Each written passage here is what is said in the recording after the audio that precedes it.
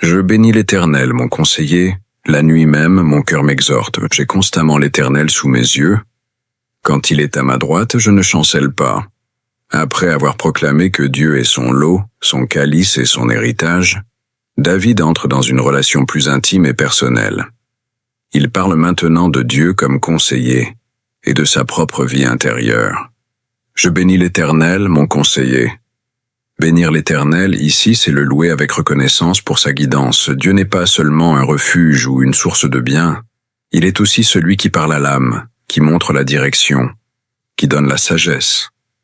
Le mot conseiller évoque un guide intérieur, un mentor spirituel.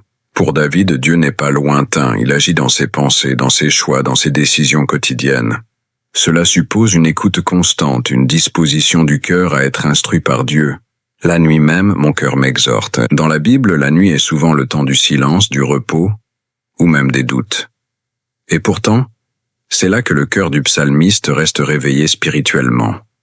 Dieu parle dans les ténèbres, éclaire les nuits de l'âme et transforme l'inquiétude en exhortation intérieure. Le mot exhorte indique un mouvement de l'intérieur vers la vérité, un appel à rester ferme, à ne pas flancher. Réflexion, ce verset est une invitation à la méditation nocturne, à l'écoute silencieuse de Dieu quand tout est calme.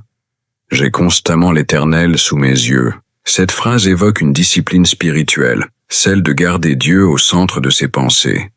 Il ne s'agit pas d'une vision physique mais d'une conscience spirituelle active, nourrie par la prière, la parole et la confiance. David nous enseigne ici une habitude d'orientation intérieure, celle de regarder chaque situation. Merci d'avoir regardé ce short. Vous pouvez retrouver l'intégralité de cette vidéo en cliquant sur le lien situé dans la description.